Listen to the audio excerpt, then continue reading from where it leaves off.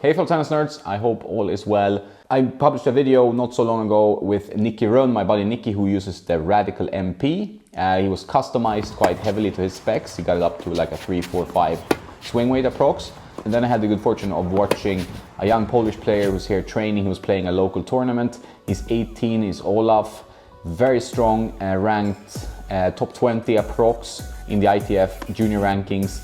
Big serve, great forehand, looks strong. I talked to his coach. His coach said maybe the mental side is what lets him down sometimes, but the talent is clearly there. So if he can figure out the mental part of the game, he has huge potential, I think, to be successful on the ATP Tour. But I asked him about his rackets. You know, I'm always lurking around courts asking people about rackets. And he uses the Radical Pro, hardly customized. He's using like pretty low swing weights, 293-ish. He seemed to be getting them stock rackets pretty much. And I got to see the swing weights and everything, and they were a little bit different. He didn't even have matched rackets as far as I could tell. So he had rackets that were close enough, few swing weight points, but this around 292, 93 unstrung. This goes up to 325 up to 330 maybe with strings, depending on what string you use, because the string will add weight and around 30-point swing weight. If you use a thick gauge, heavy string, it's going to be more. If it's using a light, thin gauge string, it's going to be less, of course. So I did this video because one guy asked, if Nicky customizes the Radical MP, why doesn't he just use the Pro, which is heavier? Well, there are differences, and I'm holding an old Radical Tour here, Liquid Metal Tour, one of the best rackets they made in the past, according to me and Novak Djokovic. So he used this as a junior. It's difficult to use, and it's quite hard to maneuver these days, but it's still an excellent racket if you look at the history of tennis rackets. But the Pro has a different beam profile than the MP. It's not only the weight and the balance, which can be easily customized, but it's also a beam profile, and the Pro has a thinner beam. Nicky didn't like the Pro as much, he preferred the MP. Could be that he got more natural power with the MP, which is usually the case, because it's a little bit thicker in the beam, gives you a bit more power, despite the stiffness rating being the same. I mean, what I said before is that the stiffness rating is, kind of an average of the different stiffness points of a racket, so you can't stare too much at the stiffness rating and think that tells the whole story of power, how arm friendly it is and so on. It is a little bit tougher than that to measure. You really have to feel it out in most cases.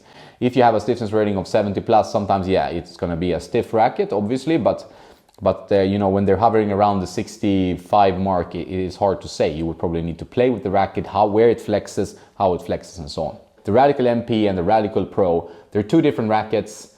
Nicky preferred the MP, Olaf preferred the Pro. It's a little bit of a different feeling, different weight and balance. That's the reason they have these different models. This does not exist in all cases, but you see it for some rackets for sure. You see that the Clash Pro and the Clash 100 is not only weight, it's also the string pattern. The Clash Pro is now 1620.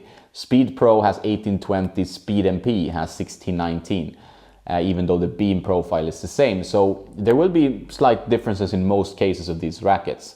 But in some cases, like I talked about in a previous video, you can get a Speed MP Lite, which is the same mold and layup as the Speed MP, and customize it, and you will have pretty much the same racket, or you have more room for making it yours with your weight and balance and so on. So the Radical Pro and the Radical MP are different. Olaf likes the Pro, Nicky likes the MP. Which one do you like? Do you like the Radicals at all? There are fans out there, I know there are people who think they're crap as well, and they miss the old Radical, which was a little bit less stiff, a little bit more flexible. This one is kind of medium flex, I would say, but there are some Radicals in the past, like the Microgel IG Radicals. They are a bit softer, more difficult to generate pop with. I think the new Radicals are more of a modern take on the Radical, which is what we should expect in 2022. I think rackets need to evolve and become better and easier to use. Because I mean, if I play with the Radical MP from Nicky and this one, it's much easier for me to use the Radical MP, although I used to play with this. So hard to generate any power, sweet spot relatively small with the head size being 95.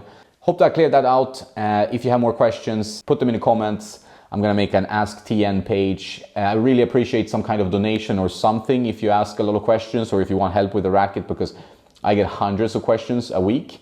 and I can't wade through them all being just one person. So if you have questions, please, you know, join Patreon or support the channel in some way. It would make life easier for me. I hope you found this video useful. Have a nice day now, and don't forget to play some tennis.